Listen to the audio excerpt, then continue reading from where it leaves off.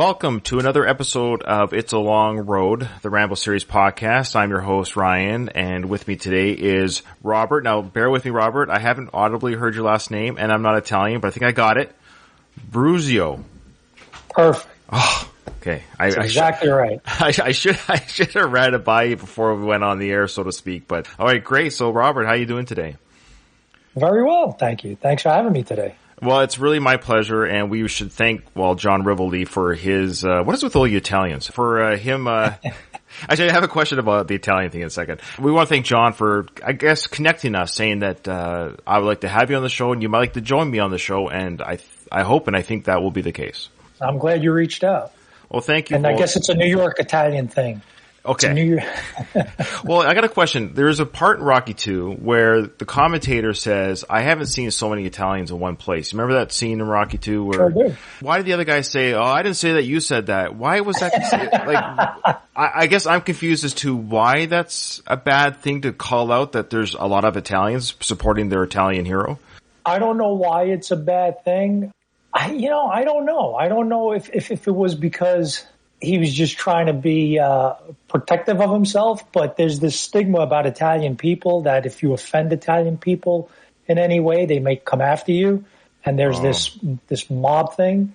So I guess the guy was kind of nervous that he may be offending Italian people. Okay. I don't know why anybody would see it as an offense, but we mentioned that in one of our Rocky episodes where that was said, and this is back in 79, so even back then when things weren't, let's be honest, not PC, that they would even mention it in the film, like, okay, there's a lot of Italians. But yeah, maybe it was that mafia thing. Godfather was out just a couple of years ago, or so maybe there's, don't mention Italians, to get the mafia after us. But, mafia and Italians, there's no such thing.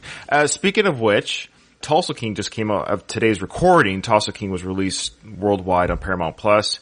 Have you had a chance to see it yet? Is it airing now, or is it going to air tonight? It's available right now. If you have Paramount Plus, it's available on your app. Oh, wow. I thought we had to wait till tonight or something. No, it's available. I'm going to watch it for sure. Okay. I'll watch it this afternoon. Well, I'd love to hear your thoughts.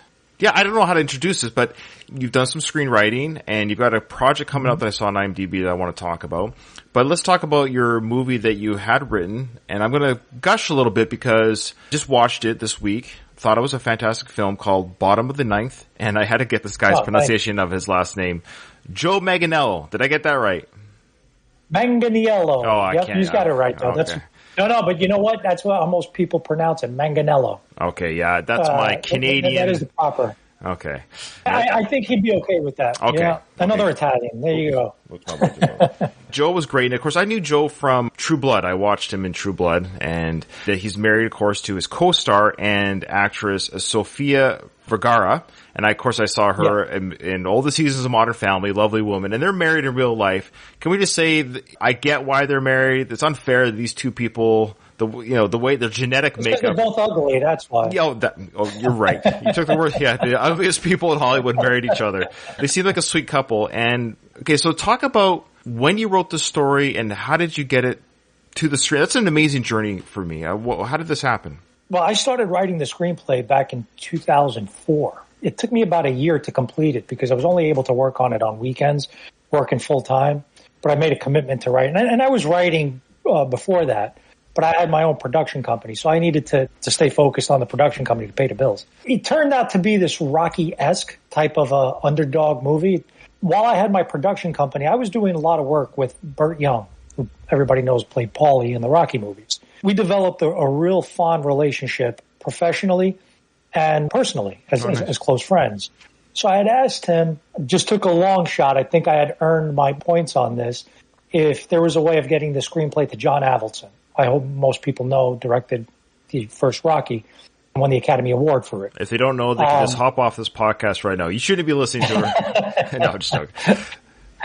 He gave me John's personal number, and he said, here, call him. Tell him you're my friend. With my heart in my throat, I made that phone call, cold called him, and I said, look, I'm a friend of Burt Young's, and right away I'm thinking to myself, John's going to say, okay, here's another friend of a friend who's got a screenplay.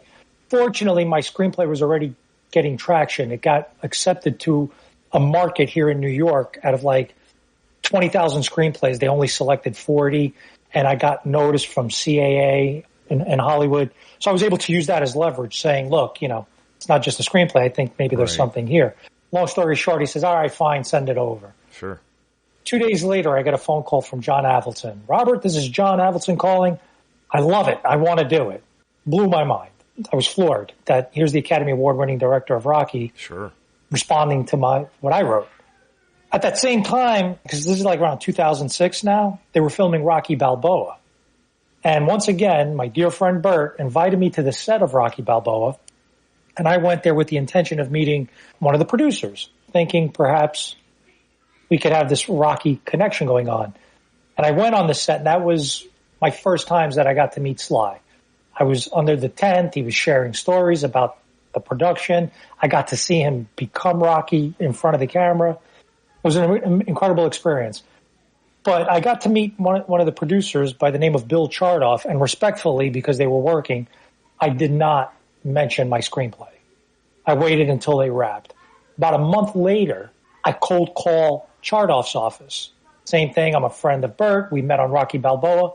Through a little bit of conversation, he said, okay, fine, send it over. I get a phone call from him.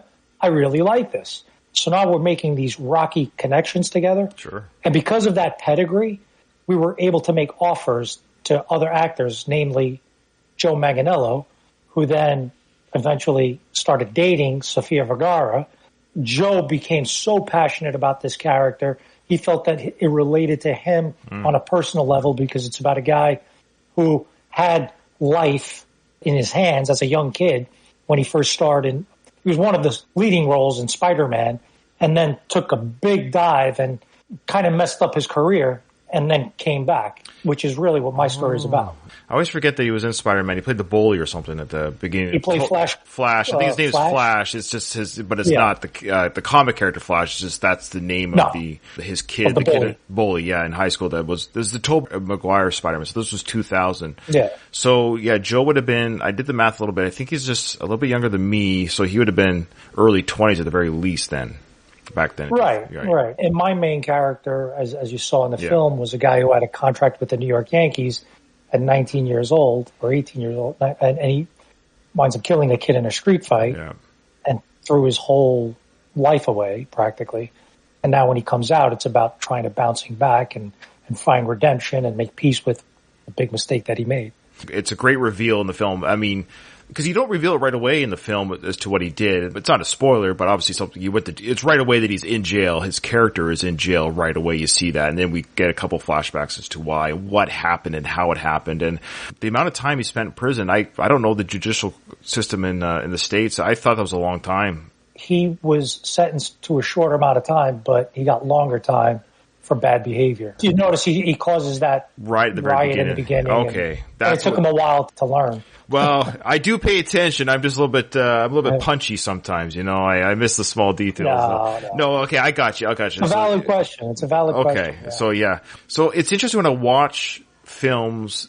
I'm sure we're all guilty of this, and maybe even yourself. Even though you are a screenwriter, I think sometimes we forget, or movie watcher forgets, just how important the screenplay. Without the screenplay, we have nothing. Steven Spielberg, and look, don't get me wrong. Some of these directors even John G. Avildsen, I love him, but without Sly's screenplay, we don't have Rocky. Without that story, without the story, we have nothing. The director has nothing. Everyone has nothing unless the director wrote the film. So the point is, the screenwriter is the cornerstone. It's the linchpin to the whole production. Now, you get some bad actors and a bad director and a bad editor. Yeah, a great screenplay can be an absolute garbage, or vice versa. A semi-good screenplay can be saved with a good soundtrack and good acting. You know, it all works together, but without that story, we have nothing. Yeah, it's harder to start off with a bad screenplay and make it good. Sure. It's much easier to start off with a good screenplay. Yeah, I would think so. If there's any writers out there, do the best that you can to make that screenplay as best as you can. Try not to compromise there. Because then once it becomes collaborative, where you do have the directors and the actors and producers and everybody comes on board, then they all start contributing theirs. And if not everyone has got the same vision, sometimes when you catch a Rocky, it is lightning in a bottle. You know, John many times shared with me, he always gave Sly the major credit for the incredible story that he wrote. Of course. But he also would say that without Bill Conti's music, John would have been where he was either. Yeah, it's all simpatico. It has to be that lightning in a bottle sometimes to make those Rockies. And it's like making a perfect chicken soup. Sure. Yeah. But all the right ingredients. Yeah, and not too much of one thing or little of another. Absolutely.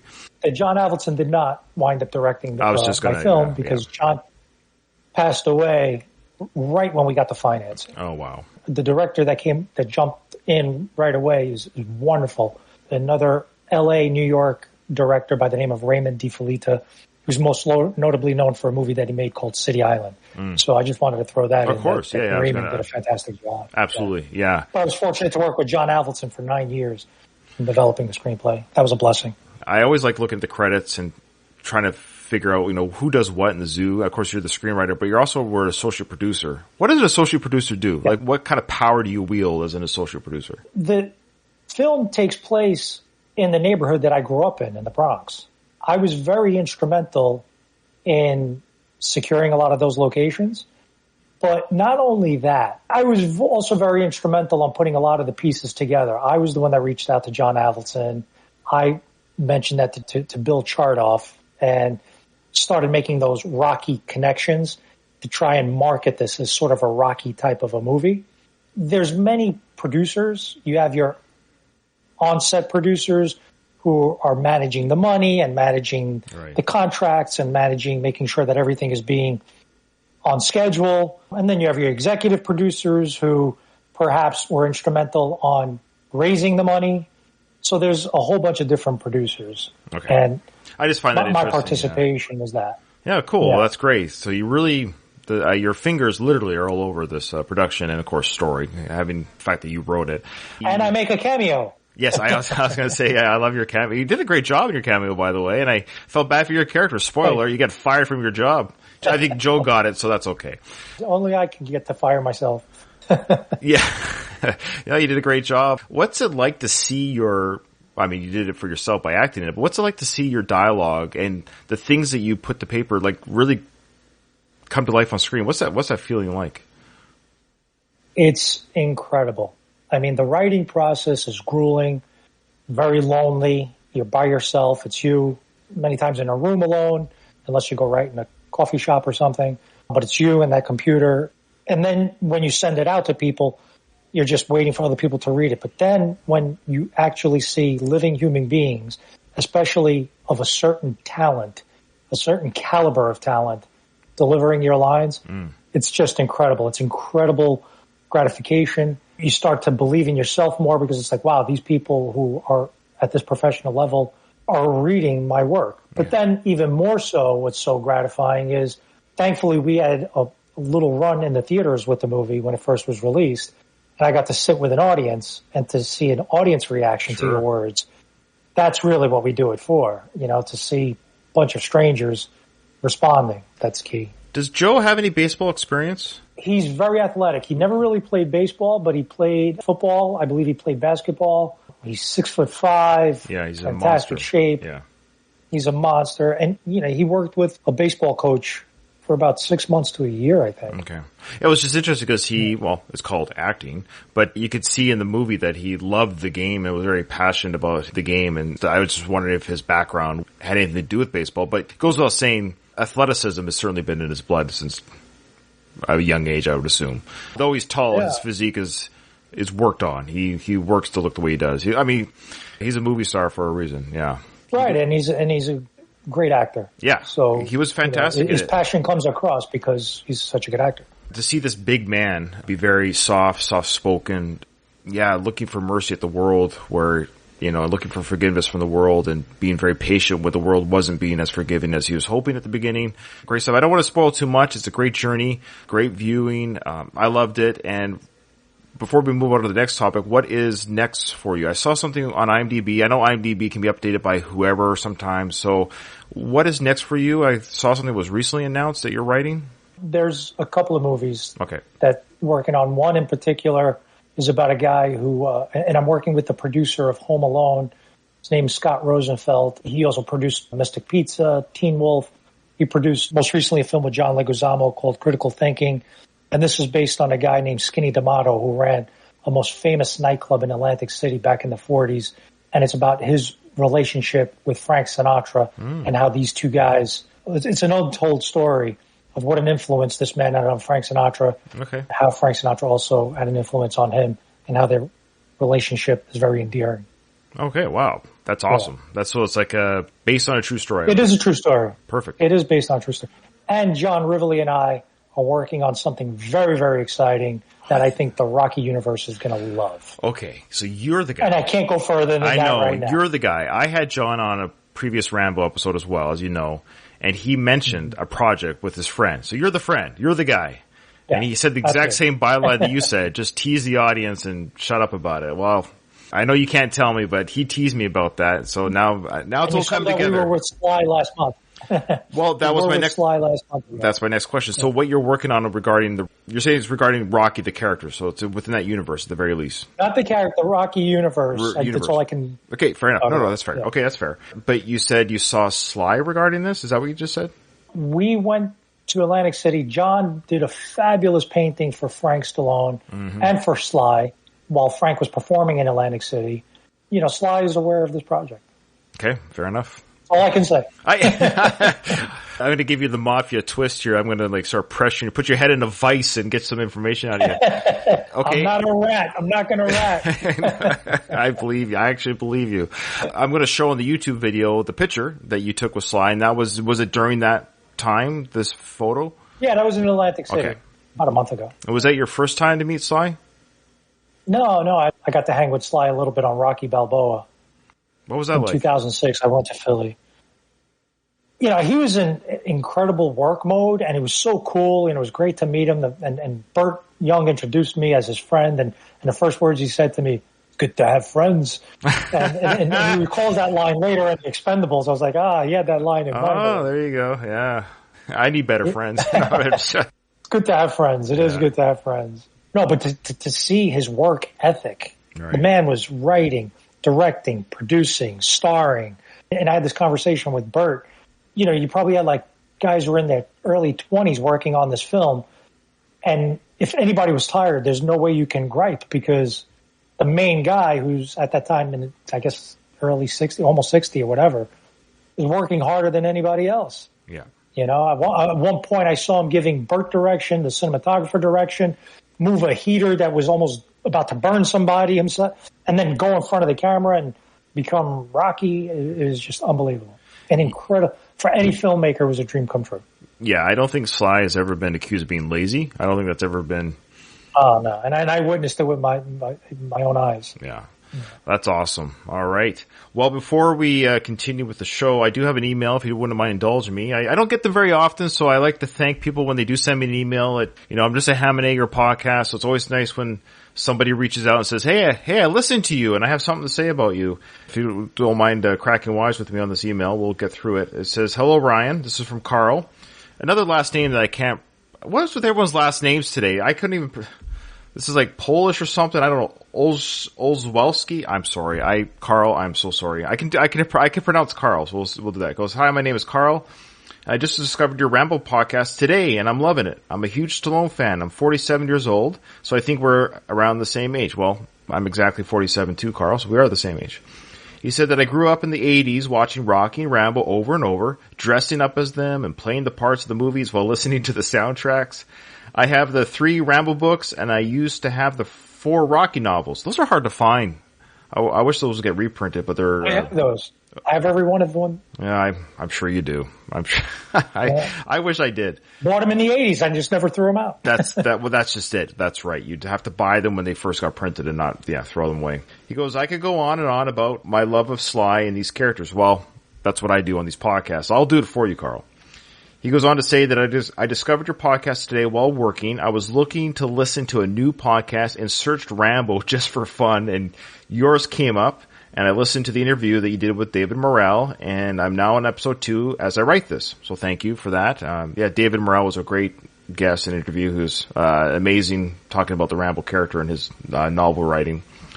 But he wanted to share a story. I thought our listeners might find this story interesting about his meeting with Sly. He goes, I wanted to share a story about me getting Sly's autograph in 2006, so the same time you first met him. They had a viewing of Rocky Balboa about a month earlier, while Sly was going to be there to raise money for a gym in Detroit. There was a red carpet on which Sly was getting fans and reporters, and I had the poster for the movie rolled up and a black marker. Sly was crossing back and forth on the red carpet, signing random fans' posters, etc. I was having trouble getting close enough to him to get his attention, and it was getting to the end of the red carpet. It was pretty much my last chance, and he's literally 3 feet in front of me with people between us. I'm calling his name, but it's so loud, and he's talking to someone with his back to me. So I take my rolled up poster and begin hitting him in the shoulder with it. After a few hits of the poster, he politely turns while still talking, takes my poster and my marker, and signs his name and hands them back. I was ecstatic. Me and my buddy ran off to the theater where we got to see one of the first viewings of Rocky Balboa with Sly introducing the movie himself. Anyways, I'm a huge Sly fan, and I thought you'd appreciate the story. I look forward to more episodes, and I'll also check out your Rocky podcasts. All right. Thanks, Carl. That's funny. Great email. Like, dab it up, like, hey, Sly, sign this thing, would you? It's like, oh, there you go.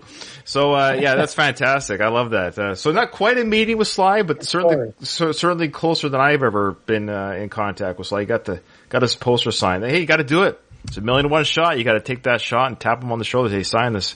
I like that.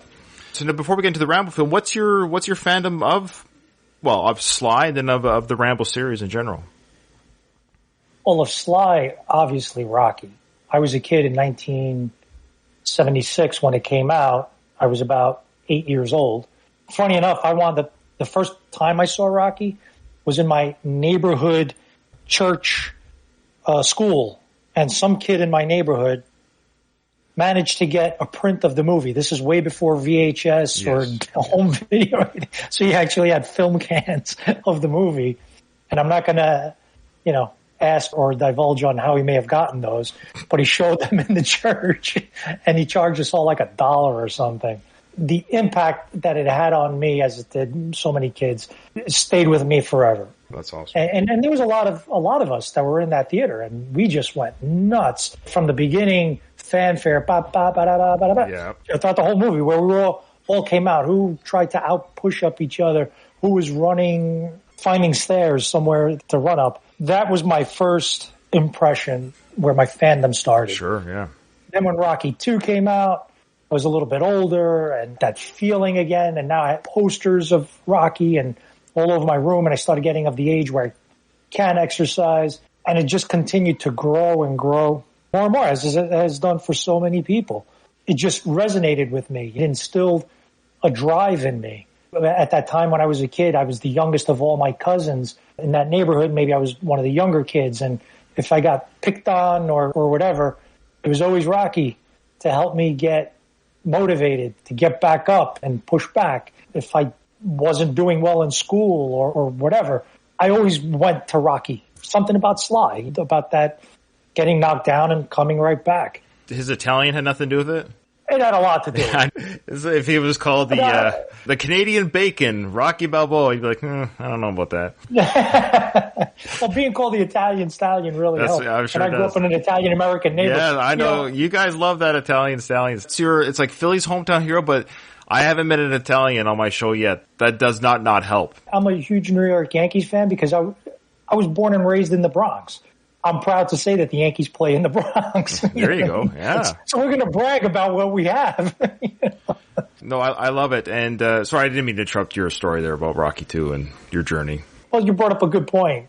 Being an Italian American and growing up in that neighborhood, he was the guy I look up to. Yeah. He was the underdog. He's an underdog for everybody. But I guess just because having that Italian American background, just perhaps, but. Look, Rocky's beloved all over the world. So yeah, I can't absolutely. say that was the only thing. Then leading, to First Blood, when that came out, was it 81 or 82? 82, I believe, yeah. 82. I have such a fond memory of seeing that movie in the theater because I was maybe about 13 in 82. I went to see it with my mom and dad. Me watching my mom react to Sly getting abused. And she's saying, no, leave him alone. And my mom spoke Italian. That was my first language. Oh, wow. So she's saying it in Italian, like, no, let's just stop. Like, leave him alone. And I'm watching her. And then when he starts getting his revenge on these guys, she's cheering for him. So it was so much fun. And I'm enamored with the character myself, but to see having this moment with my mom and my dad, it just made it that much more endearing for me. It's very interesting that your mom had that reaction because not just your mom, but a lot of people's public's eyes, again, the Italians and that part of America, they still kind of saw Stallone, and rightfully so. That was Rocky was his biggest, that was the Rocky character. Because at this time, 82, right, he had a couple other movies, but we know that Rocky 1 and 2 were still his biggest films before in 1982's First Blood. And so seeing Sly, but in people's mind, they're seeing the Rambo actor getting beaten, pulverized. It kind of plays into your mom's reactions very, is a witness of that, how they felt about Sly getting hurt and mistreated, I should say even. There was, as you know, First Blood had the original ending of the Rambo character committing suicide. He took Colonel Troutman's gun and pointed it in his chest and shot himself. They filmed it. It's on YouTube if you haven't seen it. Of the Rambo character dying by suicide, and test audiences were livid. You don't kill Stallone or the Rocky character. You don't kill the Rocky actor playing a Rambo actor. Their minds were like, you don't do this. I mean, had this film been made today, like 2022 eyes and movie going to see, like, people die all the time in film now. It's kind of like, it's not as shocking. So it'd be, because a tragic movie almost is the way movies are now. Like, you don't have the happy ending, or the good guys don't always get away, I should say, sometimes. So it might have been filmed that way today, but back in 82, you didn't kill Sly. You got to give Sly some credit here too, because in his mind, this was a way of honoring the veterans. The guys who, this is before people were really talking about PTSD. Good point. Yeah. If the guy is going to kill himself, this is a way where the guy is trying hard. He's fighting these inner demons and these inner, in his mind. So it's kind of saying that, defeated, that these guys, he's trying to give these guys some encouragement who have really gone through this. Right. So I think that was way ahead of its time for him, or him and the studios, or wherever the decision makers were, to go with that call. Absolutely. And you're right. And it was a more upper ending, higher note to leave on, and it was poignant. Yeah. It was definitely, so it was a combination of both. So, of course, now we're in season 2 of my show, and we're now on Rambo First Blood Part 2. Kind of a different feeling to this film. What's your overall feelings on on Part 2? Fond memories of this. I'm a huge fan of it because, one, it's like quintessential 80s action movie. Sure. Yeah. So I'm such a fan of the 80s. I think it set the bar for it. It set the bar for it. It really set the bar for it. Now, by the time this came out, I was able to go to movies myself. There you go. And I went 5 times in a row to see the movie. Yeah. Couldn't get enough. Could not get enough of it.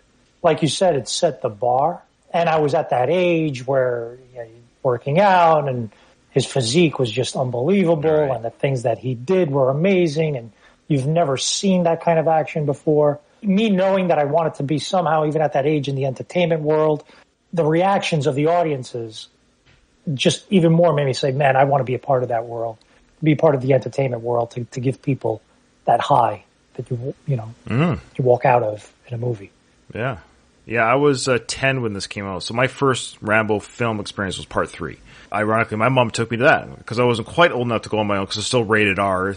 It's so funny to think of these films being, as we know, like, films are so much more crazy and violent. Cable TV is more violent than these movies. It's just funny. Like, I actually showed the first 3 Rambo films. I haven't shown Part 4 because Part 4 is brutal for violence. So the first 3 films my younger kids have seen because they're pretty kind of tame compared to stuff you even watch like on Avengers. It's maybe not gory violence, but the Avengers quote unquote action violence is still pretty intense. Yeah, it is. It's just less blood per se, but it's still, got necks breaking. You've got, it's intense violence. Buildings exploding. Yeah, the thousands of people die. Innocent people. At least everyone Rambo kills aren't, they're all guilty. They're all guilty. Right. Yeah. This is it. We're going to break down what we're going to do there, Robert, is we're going to just watch a little bit of the sequence. You could talk about the writing or the filming or anything you want. It's a bit of an action-packed type episode that we're doing. So what we'll do is you and I will watch a little bit of it, and then we'll talk about what we just saw. So the audio listeners, of course, on iTunes, will know what it is that we saw. I went back a little bit. The last episode had this scene, but I want you to see it. This is Troutman and, of course, Murdoch at the very end of the conversation where Troutman says, you never had a chance, and Murdoch gives the classic line, well, like you said, he went home. And I think it's just a great line because the next scene, as you'll see why it's a great line to edit into the next scene. Never had a chance, did he? Like you said, Colonel, he went home.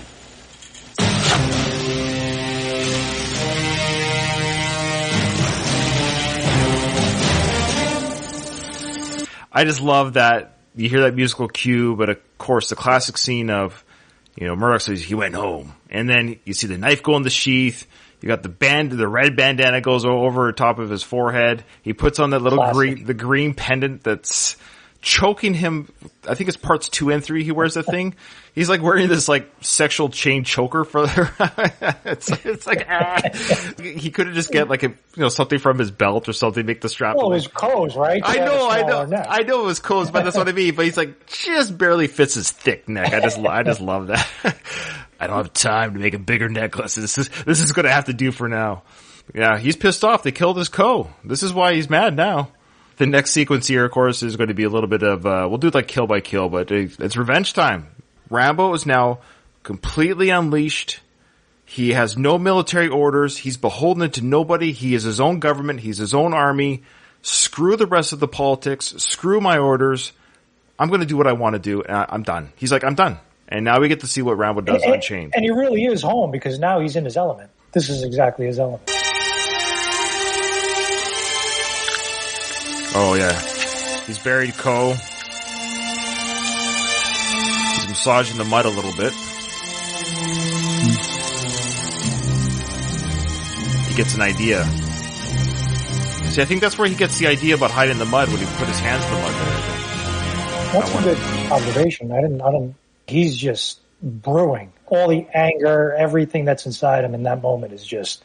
Look at it. That's it. He's pissed. Yeah, it's brewed. That's it. The coffee is out. You smell it full force, and now it's going to come at you at high octane. Look, he looks great here. Yeah, I don't know what happened to Rambo's shirt. I can't wear it now, I guess. I just got to go shirtless for the rest of the film. Oh, well. It's a good thing I worked out. Well, did he have the shirt on? Isn't he, Isn't he being tortured? Yeah, that's where he lost the shirt. It was convenient. They took the shirt off for the torture scene, but he was wearing a shirt up until he got caught. Yeah, until the torture, right? Yeah, the mud pit and what have you. Yeah. He didn't have time to grab a new one. So hey, look, he worked out so much. You got to show. And this is his Rocky 4 build as well. So this is peak Sly. The Rocky 4, Rambo 2. Yeah, he had put on more size than he did from First Blood. Yeah. Oh yeah.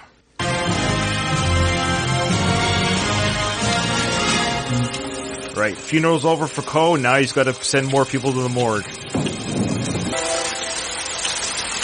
Love how it builds up. All right, first guy, Russian soldier. He's in a tree trunk, comes out, breaks his neck. Down he goes. Silent kill. What's great about this is that it's a recall from First Blood. We saw him do this kind of sequence. This is like a more amplified version of that. In the first one, he didn't want to kill the American citizens, or the law enforcement. He still didn't. In the book, he does. Right. Yes, we talk about that. In the book, he kills everybody. But in the movie version of the Rambo movie version, John Rambo did not kill the police officers. But he showed, that's what he says to the sheriff. I could have killed them. I could have killed them all. I could kill you right now. That shows even how dangerous he is. I could have done all of you in, but I just maimed you all. I stopped you so you couldn't keep chasing me. But now he's beholden to nothing. He's going to be breaking necks. Oh, yeah, no. These are real bad guys. Yeah.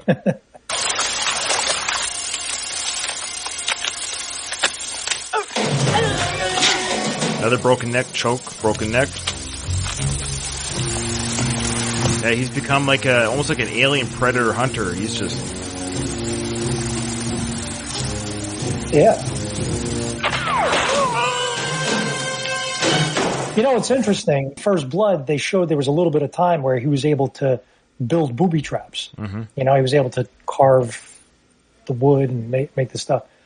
Here, it's not necessarily that he's building a lot of booby traps. He's just camouflaging and hiding, right? I don't think there's any booby traps in this. No, in the sequence. And so far, he's taken out just the Russians, which makes sense too because they don't know the jungle the way he does. They're actually, I don't think they're as familiar with the jungle and jungle warfare maybe as Rambo. Yeah. So far he's taken out 3 Russian guys. He took out the last guy. You heard that was the bow and arrow taking him out from a cliff. The guy fell down. And now this one did alert the soldiers a little bit. The other 2 that were on the ground, they realized something was going on here.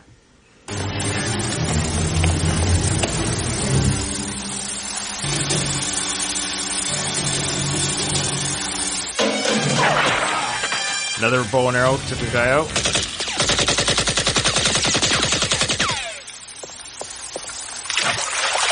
It's a nice, quiet way to do it, too, right? Oh, yeah. I love this sequence here. One of the best sequences in the movie. And they're all... Oh, I thought this was... Okay, it's the other one I'm thinking. Okay, sorry, I don't want to spoil it.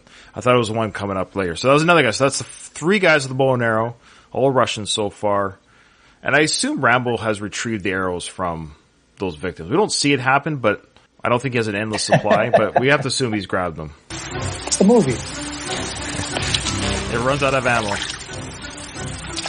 I love how you see him just sneaking behind them. What's coming up here, of course, our viewers of this movie know this part, but this reminds me, this is like a horror film kill. All that's happened to this guy really is that he's getting dragged into the hole where Rambo is. He's dragging him in, and he's going to dispose of him inside the hill. But the way he's being dragged in, you would think Rambo is also like biting his ankle. Like if I was being dragged in, I don't think the dragging in hurts that much. You're just kind of like, oh, what's going on? If I was the director, I might have filmed a little bit differently. I might have filmed it him trying to unhook himself from the meat hook that's grabbed into his ankle. But the way he goes down the hole, it's almost like he's being garburated at the same time. But he's just being dragged into the hole. It's just funny. I always wondered too, like, and I guess, we'll see it. It almost looks like he's choking. How come he's not screaming out? How come he's not? Maybe something went around his neck that I don't remember. Okay, let's see. I don't know. Let's see. No, he's just being silently dragged in there. But it's just... And then he gets stabbed behind the rock. But doesn't he sound like he's being choked or something?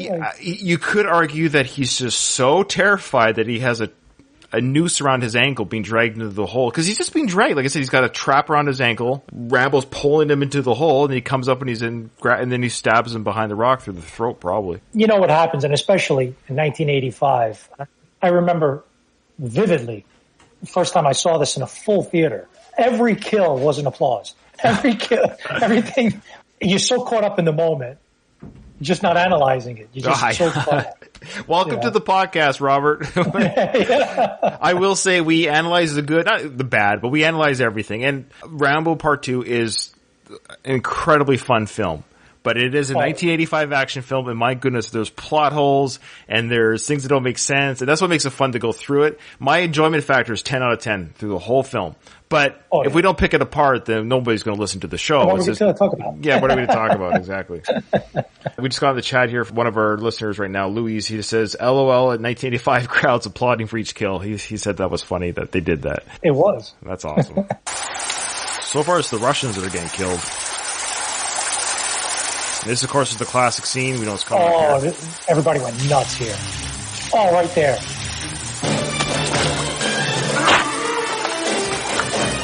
As soon as you see the eyeball. Yeah. So, of course, we're talking about the eyeball in the mud. Yeah. In the theater, nobody expected that at all. I'm sure people watching it. Everybody went nuts. It wasn't just applauding at the kills. There was like a lot of laughing. Giddy. Like giddy. That's the right word. Like everybody was giddy at everything that he was doing. Because it was Rambo Unleashed. If you think about the first film, he didn't kill anybody except for the one guy threw a gulp with the rock. And it wasn't just the killing. You're not laughing because somebody's dying. No. It's at the way he's doing it. Yeah. You know what I mean? It's like, unique. Oh my God. Exactly. Yeah. So I wanted to clarify that we weren't masochists where we were looking just laughing because people were dying. No. We were laughing like at the uniqueness of what he was doing. There's a little bit of me laughing that they're dying, but that's just me. I'm the guy that watches the horror films, and I always root for Jason Voorhees and Michael Myers. I'm that guy. I'm the guy that, you get those teenagers. But yeah, this is great stuff. The bad guys are dying, so we can feel good about the bad guys dying. Right. This is the fun part of breaking down this film. So I always love the idea of seeing the stuff that happened before the scene. So you got Rambo, he's going around, looking around for a place. Oh, look at that mudslide pit there. So he puts himself against it, covers himself in mud, and he's like waiting there. He's like, I hope somebody passes me by because this is really good camouflage. I'd really love to get a kill on a guy. And he's got his eye closed just in case somebody sees his eyeball. So he's like, okay, I think he's in front of me. Open my eye. It's great aesthetics. And how long would it take to put all that? That's what I mean. He took probably 10, 15 minutes. He's like hoping nobody's coming around. Cause imagine if a soldier came around mid get mud on moment. Like, come on, give me 5 more minutes. I would have been covered in mud. Now I just got to kill you. I love that. But a great sequence. But I always love what happened behind the scene that we didn't see happen. Yeah. And I love what happens now. Oh, here we go. That was nice and clean. He was in the water. Classic Rambo coming out of the water. Again, he's in the water. He just knows when to pop up. I love it.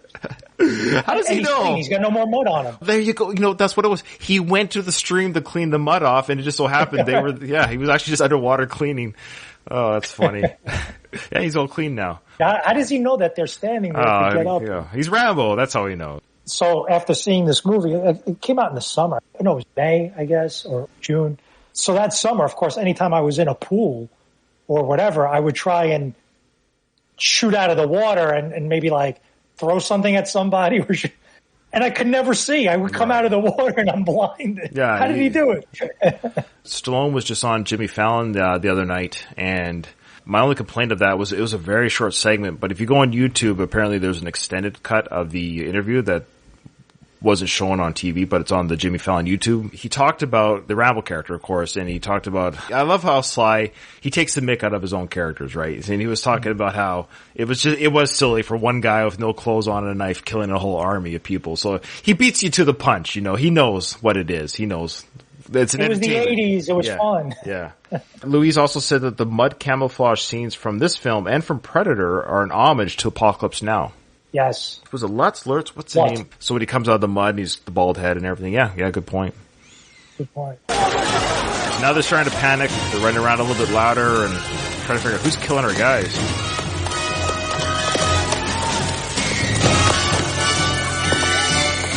Yeah, everybody's freaking out now.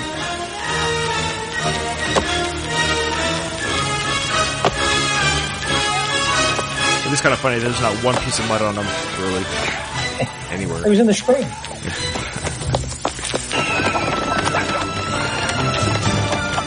So we got the Rambo running through the village now, and I would assume he probably wants to get out of the village just as soon as he got there. He's just taking a shortcut because I don't think he wants any innocents to get caught in the crossfire, if I was to guess. Yeah. I love that was incorporated in the movie. Yeah, to show there's people around here, too. That there's people around, yeah. It's sunny, the rain has stopped, which is nice, which is probably typical weather for that area. Probably the rain, those rain comes and goes frequently. He sees the open field, can draw them out of there. I love that. Poor chicken. Yeah. Poor. So there's this poor chick. He says, "Hey, Rambo, what's up?" Rambo takes a look at him. "Sorry, dude. Not only are you not going to feed a family for the day, I got to use you for diversion here." I know. And my co-host on the Rocky podcast, her name is Kate.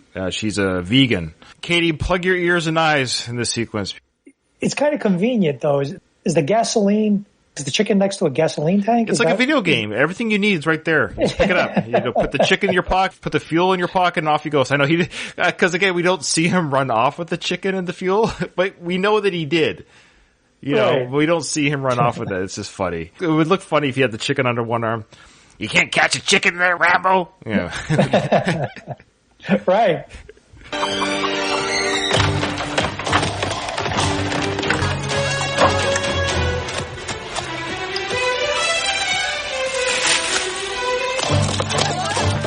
I love how Sly would weave in and out through the cornfield.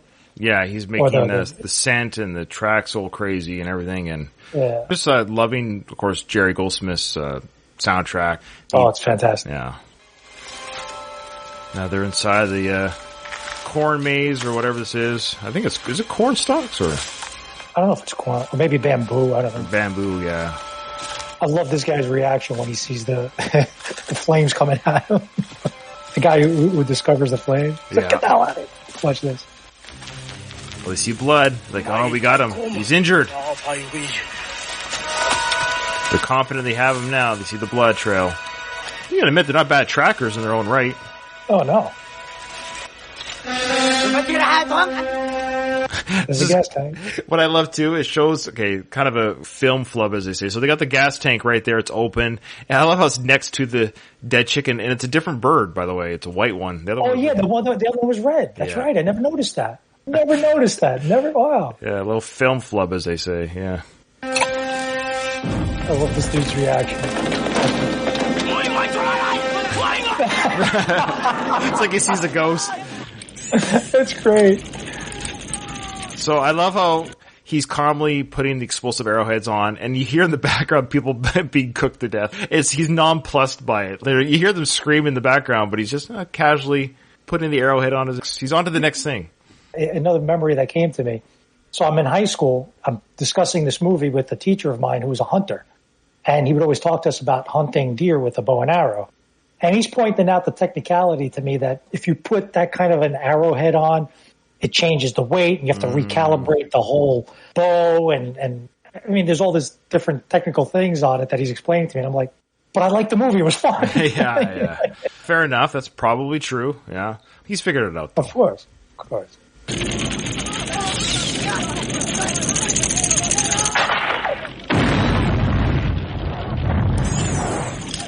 There's two things I love about this. It's over the top. Absolutely. These arrowheads are causing warhead drop from an airplane type explosions, and which I love.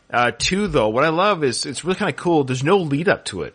He just puts on the arrowhead and then boom, he's shooting. I like that. There's no warning. Like we as an audience aren't even warned. Like, what's he shooting at? Right. He just starts blowing things up. So again, it kind of reminiscent of the end of First Blood, where he starts blowing up the town. I'm just gonna start blowing things up, and here he is, very calmly, no emotion. I'm just gonna start blowing stuff up, and he just great. So yeah, more people in the field are getting fired up. It's a great shot there, of course, classic. Now again, when these trucks got blown up by the arrows, I always loved this as a kid, man. This is the best part. Yeah. Impeccable aim. Gotta give this guy credit for them. Impeccable aim. Oh, he's Rambo. That's true. I always love the sequence there of the oil or the gasoline going down the truck there off the bridge. Watch that. Yeah, you know, I always assumed that the reason why the explosions were happening in the bamboo field there or whatever is because I thought it was poured with gasoline. And maybe that's what caused more of the Oh, I think he dumped fire. it everywhere, yeah. That's why he's weaving through. And then when he's hitting the cars, it's the fuel. It's fuel, but I love the effect of the... It's a natural effect, I guess. They blew up these vehicles, I guess, for real, because you see this gasoline stream pouring over the bridge into the water below. Crazy. Right there. Look at that. Yeah. I love that. Okay, you know, they're firing blanks, I know, but that guy literally shot his weapon behind that guy's head. Like, if that was did you see that? It would have taken that guy's head clean off. Which happens, unfortunately, in war, but yeah. Because they're just firing crazy right now. And it's the smoke that kills you. That's a good that they showed that. It's actually not even the fire necessarily that'll kill you, it's the smoke. That smoke will lay you out. Oh, yeah. This is no CGI. He's a real stunt guy. Yeah, it's fantastic.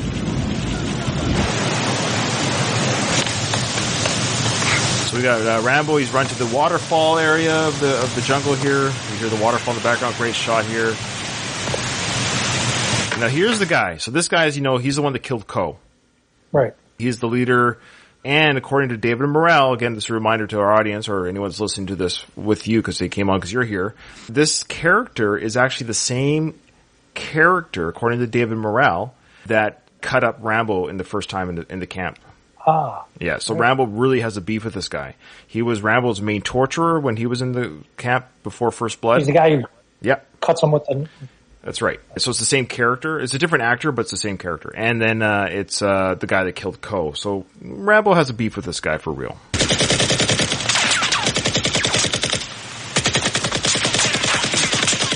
So I forget the character's name. Starts shooting at Rambo, runs out of ammo. Takes out his handgun, starts shooting, and Rambo slowly but surely takes out the bow and arrow. I love this. Yeah. It's just classic. It's classic coolness. Yeah. But he starts running. I love it. Rambo just waits for the perfect shot. I think he's even letting him panic for a little bit. Yeah, he's probably taking some pleasure in it. This guy really...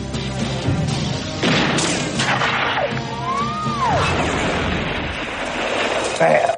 Guy's body parts. I just love it. Looks like his leg's still on the ground there. You see that? Yeah. That's a great effect. I mean, this is still a great effect. Like, it's great editing, of course, because you got the actor going, like he got hit with the arrow, and then it cuts to the explosion of meat. I just love that explosion of meat. It's just fantastic. In many ways, that's actually a merciful kill. He didn't feel a thing. Yeah. We all love that moment. Maybe that's why he had him panic for a little bit. Let him suffer a little bit before he killed him. Louise in our chat says, I never noticed the litany of continuity errors in this Rampage scene. It's just such fun, ridiculous few minutes that it's so damn entertaining. Yeah, it is. It really is. Yeah, it is. We just had a sequence after sequence of iconic Rambo moments. It just isn't stopping. And now Rambo's kind of like, oh, I got my comeuppance. I got this guy. He's feeling pretty good about himself as much as Rambo can. And he's about to get into more hot water really quickly. That kill felt good. He's soaking that one in. But now he's got to go on the run again. A helicopter comes over the cliff, and it's that big Russian guy. Did you hear the story that John Rivoli shared regarding this actor? No. Okay, so go check out my episode with John on the like one or two before yours here. If you want, just go to the end. He shares an incredible story about this actor that I'll let you hear for yourself from John's lips to your ears. Yeah, it's a great, fun story. And again, anyone that's watching this, I think it's whatever. It's 6 or 7. Just go look for John Rivoli's appearance on season 2, and he shares a great story of this actor, about him, Sly, and this actor had a meet and greet. Oh, that's awesome. Yeah, it's a fun story. So, of course, Rambo chucks his bow and arrow and starts running from this bomb that's about to drop on him. He knows he has to get to some sort of coverage.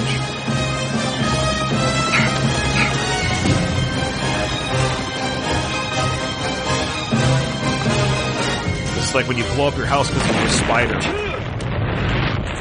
Oh. Of course, we all know the sequence. Rambo jumps off the cliff into the water from the explosion. And the Russians from the helicopter shoot up the water in hopes of killing him still. Yeah, that's what you gotta do with this guy, right? Like, it's Rambo.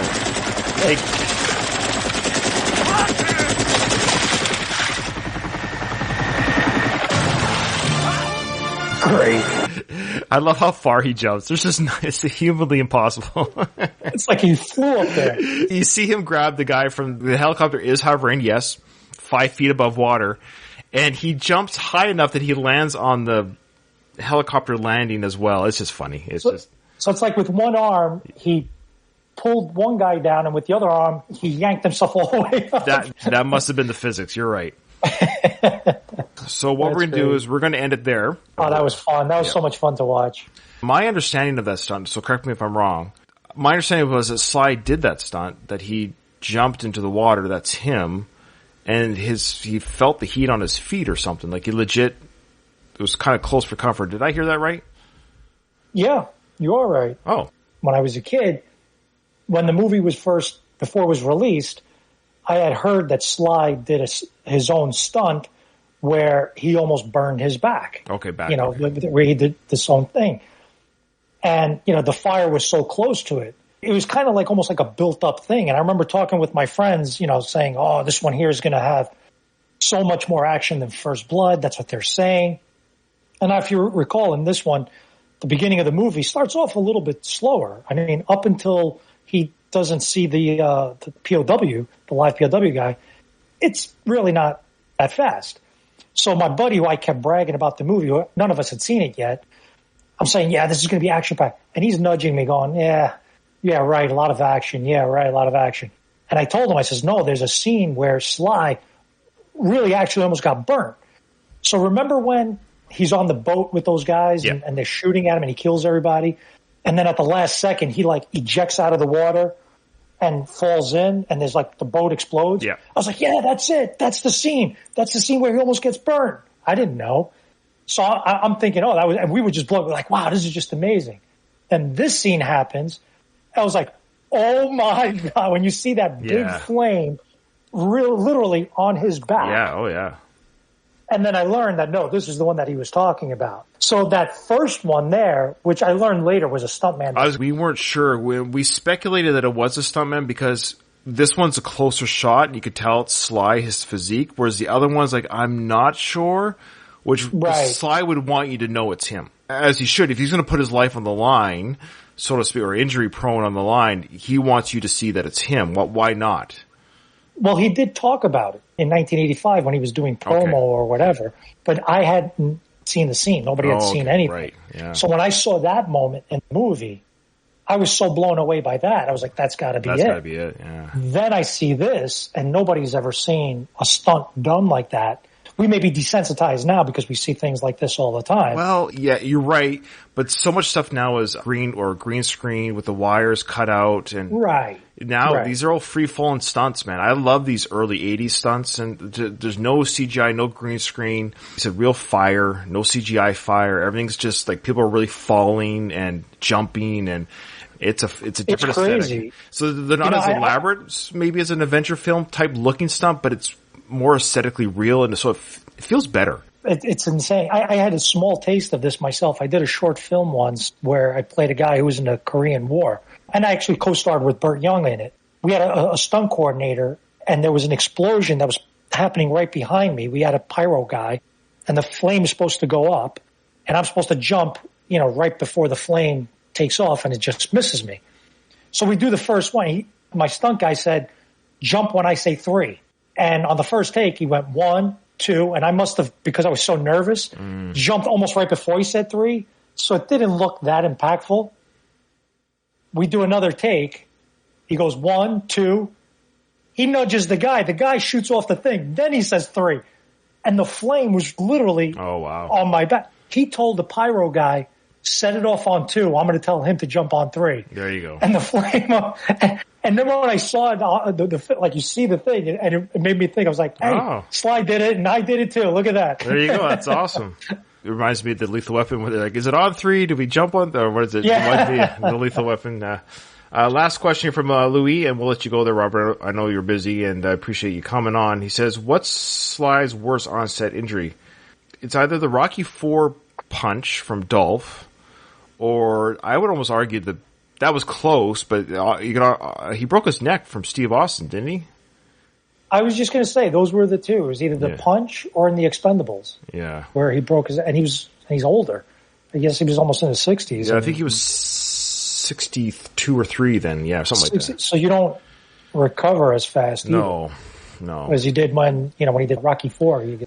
Not even 40 yet. His biggest onset injury in my book was his singing in Rhinestone. I think that one caused the biggest injury to his ego. Anyways, well, we love you, Sly. All right, well, Robert, it's been an absolute pleasure coming on. Fun. Coming on the show. I hope you had a good time.